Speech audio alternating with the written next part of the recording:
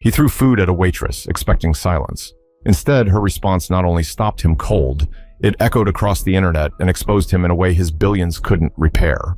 It happened on an ordinary Thursday night at a restaurant in downtown Dallas, the kind of place where the silverware glitters under chandeliers and the wine list is longer than the menu. The staff knew the night would be difficult the moment they saw Bennett Granger step through the doors. He wasn't just wealthy, he was the kind of man who carried his billions like a weapon, swinging them in every room he entered.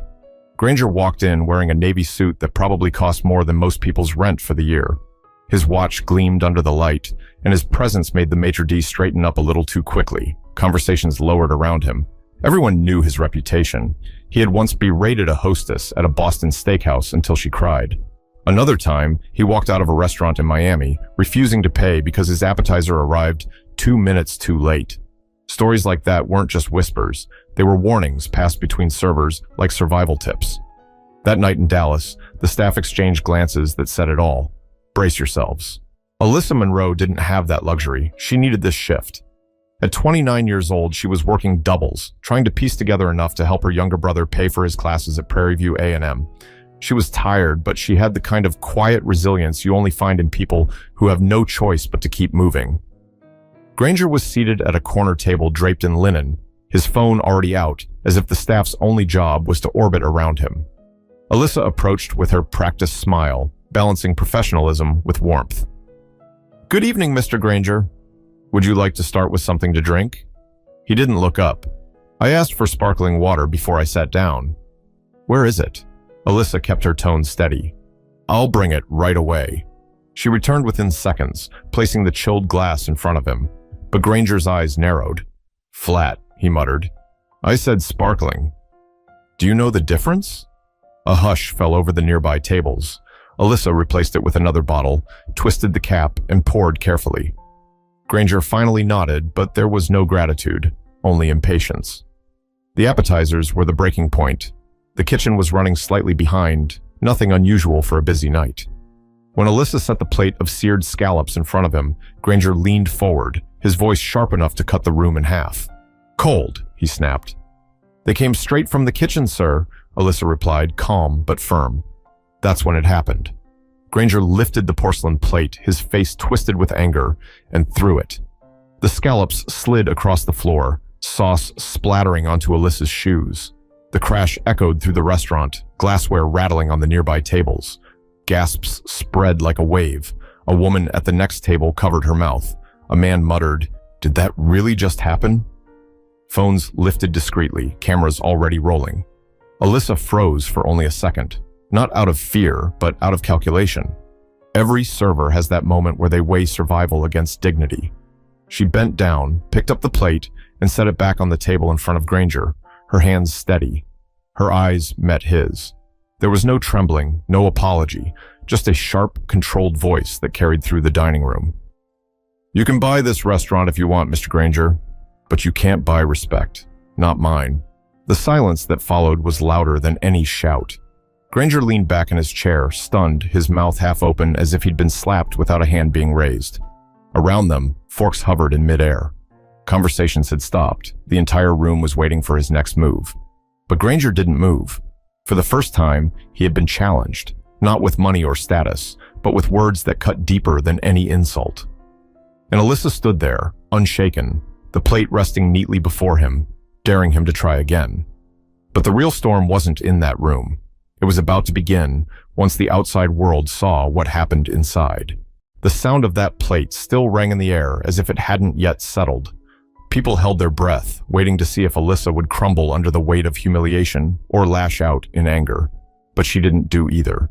Her voice was steady, her stance firm.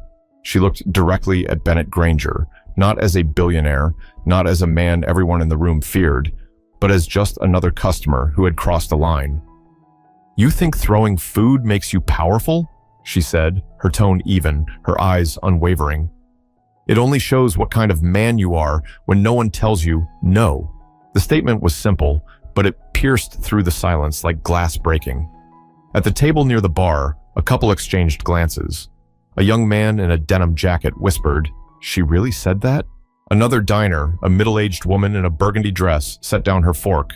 Her eyes locked on Alyssa with something between shock and admiration. Granger leaned forward, his voice low, dripping with contempt. "Do you have any idea who you're talking to?" "Yes," Alyssa replied without flinching. "I'm talking to a man who thinks money erases decency." The room shifted. People weren't just watching. They were rooting for her, though no one dared to intervene. A busboy paused by the corner, gripping a tray to his chest, his mouth hanging slightly open. The bartender had stopped polishing glasses. Even the maitre d', usually quick to smooth over any tension, stayed frozen in place. Granger smirked, but it was forced. "You'll regret speaking to me that way." "Maybe," Alyssa shot back, "but at least I'll be able to look in the mirror tomorrow." Her words hit harder than the crash of that plate, and in that moment, something subtle but unmistakable happened. The power shifted. The billionaire who always dominated the room suddenly looked small, while the waitress he tried to humiliate now stood taller than anyone in sight. A woman at the far table quietly pulled out her phone and began recording. She wasn't the only one. A man near the entrance already had his camera pointed discreetly at the confrontation, his hand trembling slightly as he tried to steady it. The quiet clicks of record buttons multiplied around the restaurant. Alyssa noticed, but she didn't change her posture. This wasn't for the cameras. This was for herself. She had worked too many late nights, swallowed too many slights, and endured too many arrogant customers to let this one go unanswered. Granger's jaw flexed as he tried to gather himself. He picked up his glass of water and swirled it, stalling for time. "Do you have any idea what I could do to you? What I could do to this entire restaurant?" Alyssa tilted her head slightly, her voice calm but cutting. "You could close it down. You could fire me. You could throw another plate if that's the only language you speak. But none of that will change what just happened. You showed everyone here who you really are." The words landed, and Granger faltered. His eyes darted briefly around the room as though searching for someone to back him up, but all he saw were diners staring, some with disbelief, others with open disgust. For the first time in years, perhaps decades, Bennett Granger wasn't feared. He was pitied. Alyssa turned slightly, addressing the room without raising her voice. "I came here to do my job, to serve with respect. That's all any of us ask in return. Respect. It doesn't cost a dime." The restaurant exhaled. People who had been silent for the past few minutes now shifted in their seats, murmuring softly. One woman clapped her hands together once, sharply. A man followed with a quiet, "That's right." It wasn't applause, it was acknowledgement. Granger leaned back, his face flushed. He opened his mouth, but no words came out. His authority had been stripped away in front of strangers who no longer saw him as powerful, but as pathetic. Alyssa didn't wait for him to recover. She straightened her uniform, took a deep breath, and said, "Enjoy the rest of your evening, sir." Then she turned and walked toward the kitchen, leaving him alone at his spotless white table. The silence broke into whispers. Diners bent their heads together, replaying the words they had just heard. The servers who had watched from the sidelines felt a surge of pride they hadn't expected. And all the while, phones continued to record, capturing not just the incident, but the fallout. Because while Alyssa thought the confrontation had ended, the cameras ensured it was only beginning. But once that video left the four walls of the restaurant, the story would take on a life of its own. The clinking of silverware slowly returned, but it wasn't the same sound as before. The restaurant no longer buzzed with polite chatter and background laughter. It carried a tension that pressed against every corner of the room. People whispered as they leaned across tables, trying to make sense of what they had just seen. Bennett Granger sat stiff in his chair, one hand gripping the edge of the table as if holding on to control. His phone lay untouched in front of him, the screen lighting up with incoming notifications. He didn't dare look at it. His face remained blank, but his pride was bleeding. In the kitchen, Alyssa leaned against the counter, her hands trembling just slightly now that she was away from his piercing stare. The adrenaline had carried her through the confrontation, but the weight of what she had just said began to settle on her shoulders. She knew the rules of customer service. She knew billionaires didn't get embarrassed quietly. "Are you okay?" asked Marcos, one of the line cooks, sliding her a glass of water. "I'm fine," she said, though her voice betrayed exhaustion. She sipped the water, closing her eyes for a moment. He went too far." Marcos shook his head. "Too far?" "He threw food at you like you were nothing. You did what all of us wish we could do." Before Alyssa could answer, the restaurant manager, Elaine Rivers, burst through the kitchen door. Elaine was a tall woman in her 40s, sharp blazer, clipboard always tucked under her arm. Tonight, her face was pale, her lips pressed into a thin line. "Alyssa," she began, her voice low but urgent. "We need to talk." Now, Alyssa followed her into the manager's office, a cramped space with a desk, a computer, and framed awards for excellence in service. Elaine shut the door behind them.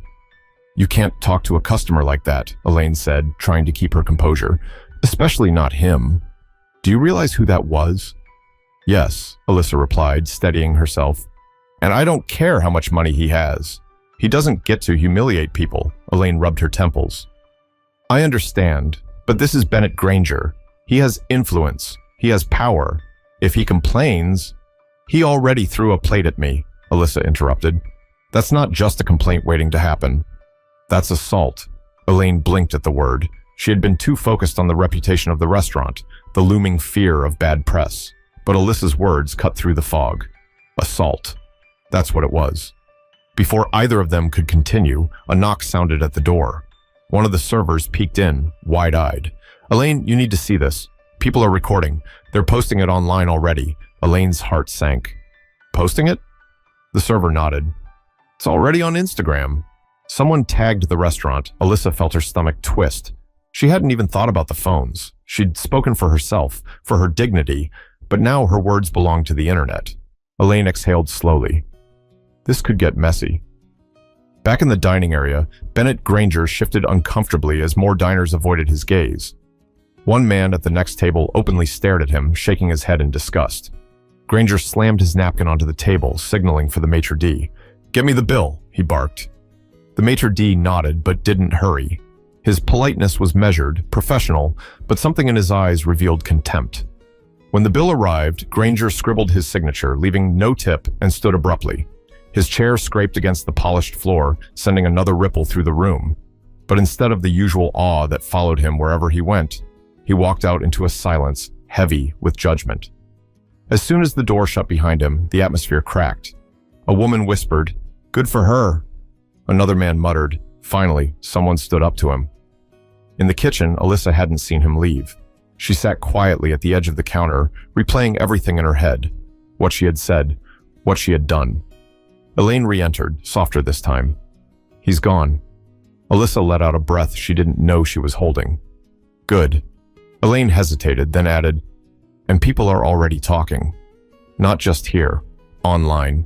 You should know this isn't staying quiet." Alyssa nodded. She didn't smile. She didn't panic. She just said, "Then let them talk." Because deep down, she understood something was shifting. What she thought had been a single act of defiance inside one restaurant was about to spill into the outside world. But Alyssa had no idea just how far that video would go, or how fast it would change her life. By the next morning, Alyssa's face was everywhere. What she thought was a private moment inside a Dallas restaurant had turned into the internet's newest storm. It started with a shaky 30-second clip uploaded by a college student who had been dining 2 tables away. The video caught the sound of the plate hitting the floor, the scattered gasps, and then Alyssa's steady voice. "You can buy this restaurant if you want, Mr. Granger. But you can't buy respect. Not mine." The caption read, "Waitress shuts down billionaire throwing food at her." Within an hour, it had 1,000 views. By the time Alyssa woke up, still exhausted from her double shift, the clip had crossed 500,000. People were stitching it, reacting to it, debating it. On Twitter, now X, it trended under hashtag "Respect costs nothing."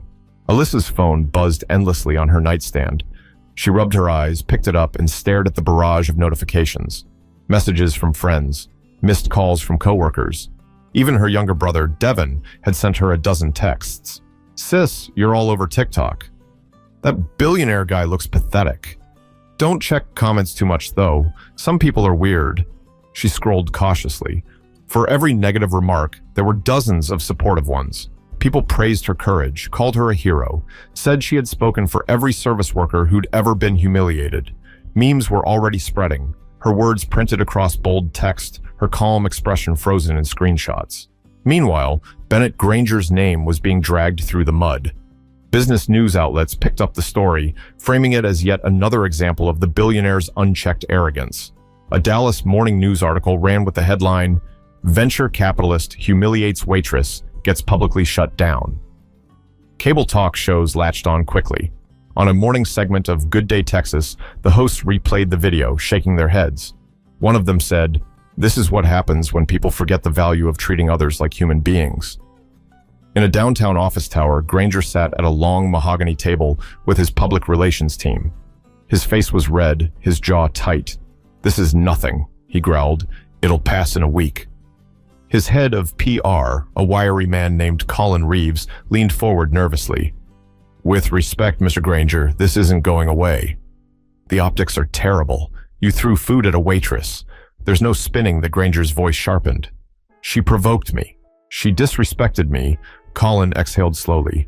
"The cameras don't show provocation. They show you throwing a plate, and they show her saying the one thing every viewer wishes they could have said in her place." Granger slammed his fist on the table. "Then bury it.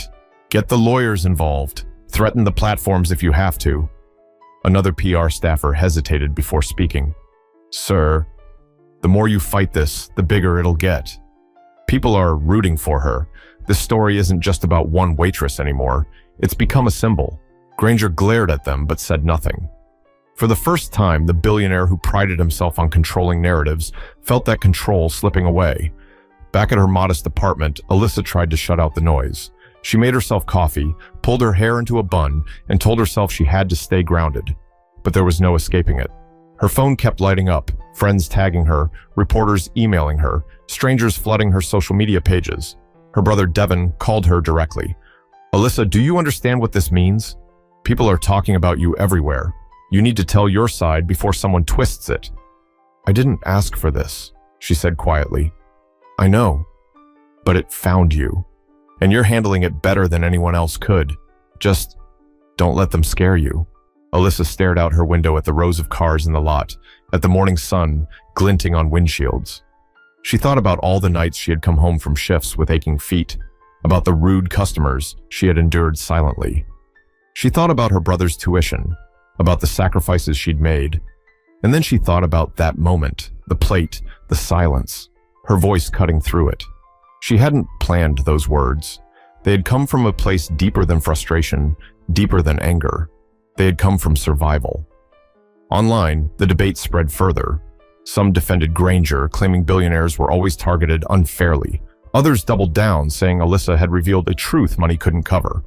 Journalists began digging into Granger's past behavior. Old stories resurfaced. Unpaid staff, lawsuits, hostile boardroom tactics. The narrative was growing teeth. Alyssa's name, once unknown, was now tied to a viral symbol. She didn't know what it would mean for her job, her family, or her future, but one thing was certain. Life would never go back to the way it was before that night. But to understand why Alyssa's words carried so much force, the world needed to know who she really was, and what she had been carrying long before Bennett Granger ever threw a plate. Long before that plate shattered against the restaurant floor, Alyssa Monroe had been carrying the kind of weight most people never see. She grew up in San Antonio, the oldest of three. Her father worked construction until a back injury forced him into early retirement, and her mother picked up night shifts as a home health aide. Money was always thin, but Alyssa learned early that survival meant discipline. She got her first job at 16, bussing tables at a diner off Fredericksburg Road. The pay was minimum wage, but the lessons were priceless. Patience, grit, and how to smile even when you wanted to cry. By 20, she was already balancing 2 jobs and community college. But then her father's health worsened, bills piled up, and she made a choice. Her family came first. She dropped out of school, telling herself she'd go back one day. Instead, she worked doubles to keep the lights on and food on the table. Her younger brother, Devin, was her motivation.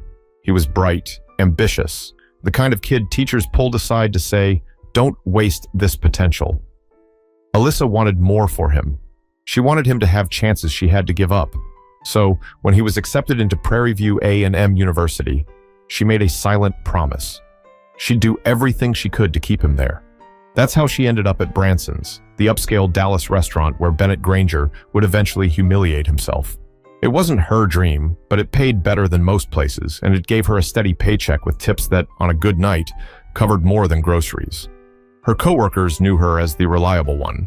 She never called out, never left tasks undone, and always stayed to help close even when her shift ended hours earlier. She had a calmness about her that made customers feel comfortable, but it wasn't fake. She had learned to channel her frustration into grace, to keep her pride tucked away where no one could touch it. But under that quiet strength was exhaustion. There were nights Alyssa came home, pulled off her shoes, and stared at her swollen feet with tears in her eyes. There were mornings she wondered how much longer she could keep going. She never told Devin the full story. He knew she worked hard, but she didn't want him to carry guilt. Instead, she answered his calls with cheerfulness, asked about his classes, his plans, his dreams.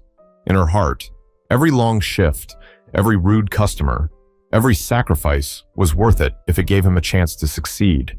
That's why Granger's arrogance cut so deeply. For Alyssa, it wasn't just about one plate of scallops. It was about every time she'd been treated as invisible, every time she'd smiled through disrespect, every moment she had swallowed anger because rent was due. When she told Granger, "You can't buy respect, not mine," those words came from years of carrying herself with dignity, no matter how the world tried to strip it away.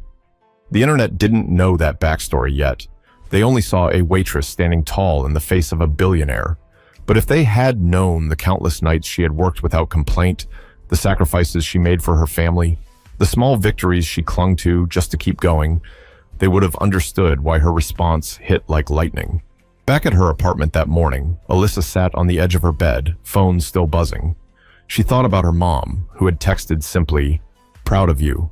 Don't let them break you." She thought about her father, who had always told her, "People can take your job, they can take your money, but they can't take the way you carry yourself." She thought about Devin, whose future she had built her life around. Alyssa wasn't famous. She didn't want to be famous. But she knew she had crossed a line she couldn't step back from. The world had seen her stand up, and now the world wanted to know more.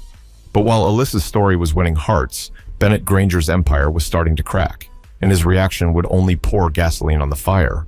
Bennett Granger had built his reputation on control. In boardrooms, he was the man who never flinched. Investors trusted him because he projected dominance. Competitors feared him because he never admitted weakness. But sitting in his penthouse suite overlooking downtown Dallas, staring at news anchors replaying the restaurant video for the 5th time that morning, he felt something he hadn't felt in years, the ground shifting beneath him. On CNBC, a commentator's voice cut through the silence.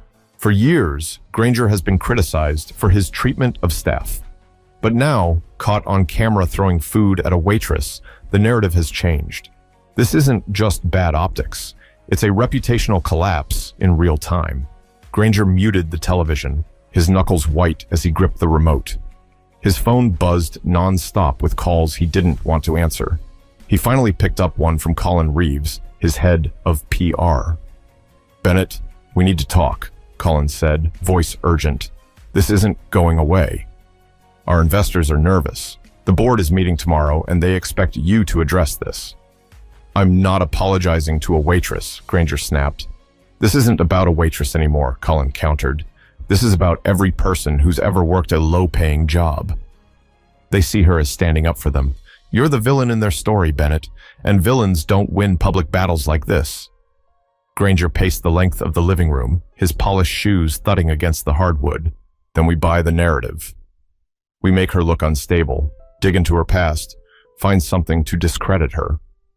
There was a pause on the other end. Colin's voice dropped.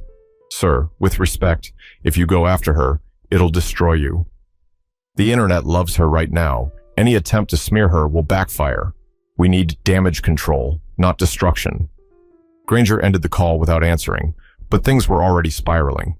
That afternoon, one of his longtime partners announced they were pausing a deal worth millions. "We can't afford to be tied to this controversy," the email read bluntly. Then came the shareholders. By evening, Granger received word that a group of them had filed a request for an emergency meeting to review his conduct. Words like liability and risk appeared in messages from people who just days ago had praised him as untouchable. In the quiet of his suite, Granger poured himself a drink, the ice clinking against crystal. He replayed Alyssa's words in his head. "You can buy this restaurant if you want, Mr. Granger, but you can't buy respect, not mine." He tried to shake it off, but the sting remained. Meanwhile, Alyssa was living the other side of the storm. Her manager, Elaine, called her into the office again that night before her shift. Elaine looked nervous, as if carrying the weight of two worlds: the fear of losing a wealthy patron's favor and the pride of watching one of her servers speak truth. "I need to tell you something," Elaine began. "We've been contacted by reporters. Some want to interview you here, others are waiting outside the building. I need to know, do you want to speak to them?" Alyssa hesitated. Her instinct was to say no, to stay quiet, to avoid attention. But she also thought about how Granger's team might already be working against her. "I'll speak," she said finally, "but on my terms." The first interview aired locally that night. Alyssa sat in front of the camera, no makeup, no polish, just herself. Her words were plain, but they cut deeper than any crafted PR statement could. "I didn't want to fight," she told the reporter. "I just wanted to be treated like a person. I work hard, like so many others do, and I believe we all deserve respect." That's all it was. The clip went viral just as fast as the original video. Her calm delivery, her dignity, her refusal to turn it into spectacle. People connected with it. They saw themselves in her. Back in his penthouse, Granger watched the interview in silence. His drink sat untouched on the table. For the first time, the billionaire who had built his empire on fear understood something terrifying. He couldn't buy his way out of this. But Alyssa wasn't finished, and the more she spoke, the more the public began to see her as more than a waitress. They saw her as a voice worth listening to. The week after the confrontation, Alyssa Monroe walked through Dallas with a kind of recognition she never asked for. People approached her at coffee shops, on buses, even outside the grocery store. Some stopped just to shake her hand. Others whispered her words back to her. "You can't buy respect." She never pretended to be comfortable with the attention. Fame wasn't what she wanted, but she understood why people connected to her. For years, workers had swallowed insults from people with money, too afraid of losing their jobs to speak up. Alyssa had said what so many wanted to, but couldn't. In one interview, a journalist asked her if she regretted it, standing up to Bennett Granger, knowing he had money and influence that could ruin her career. Alyssa thought about it for a long moment before answering. "No," she said simply, "because if I can't stand for my own dignity, then what's left? Jobs come and go, money comes and goes, but how you treat people, that's permanent." Those words struck just as hard as her confrontation in the restaurant. Clips of the interview replayed on television and online, framed with headlines about courage and respect. Meanwhile, Bennett Granger's world kept unraveling. His board forced him into a temporary leave to reassess leadership stability. Sponsors quietly pulled their names from deals. His face, once a symbol of financial success, was now the emblem of arrogance. He tried to release a statement, written by his PR team, apologizing for an unfortunate misunderstanding. But the public wasn't buying it. People wanted sincerity, not carefully crafted sentences. And compared to Alyssa's raw honesty, his words felt hollow. Alyssa didn't gloat. She didn't post victory messages or attack him further. She kept working at the restaurant, showing up for shifts, serving customers with the same grace she always had. But there was a difference now. Diners treated her with a new kind of respect. Her coworkers carried themselves a little taller. Even Elaine, the manager who had once feared Granger's wrath, told her quietly one night, "You reminded all of us that we don't have to shrink just because someone has more money." One evening, after a long shift, Alyssa walked home and found Devin waiting on the porch of her apartment. He had taken a bus from school to surprise her. "You know what people are saying about you?" he asked, smiling wide. She shook her head, tired but curious. "They're saying you gave everyone permission to speak up, that you showed them they don't have to take it anymore." Alyssa sat beside him, letting the cool night air wash over her. "I didn't mean to start anything," she admitted. Devin nudged her shoulder. "Sometimes the most important things happen when you don't plan them. You just did what was right. That's why it matters." She looked at him, the little brother she had worked so hard to protect, now grown into a young man with his own dreams, and she realized something. The moment in the restaurant wasn't just about her. It was about everyone who had ever been treated like less. As the weeks went on, the noise around the video faded into the endless cycle of internet outrage. But Alyssa's words stayed with people. They were quoted in classrooms, in workplace trainings, even at church pulpits. A line spoken in anger had turned into a lesson repeated across the country. And Bennett Granger? He remained wealthy, but he would never walk into a restaurant again without people remembering the night he threw a plate, and the waitress who reminded him that his billions couldn't buy humanity. In the end, Alyssa didn't win money or status. What she won was something far more valuable, the knowledge that she had kept her dignity intact, no matter the cost. And that's the lesson her story leaves us with. Respect is priceless, and no amount of money gives anyone the right to strip it away. If you believe in stories that remind us of our worth, make sure to subscribe. There are more stories like this, stories about courage, dignity, and the moments that define us, that deserve to be told.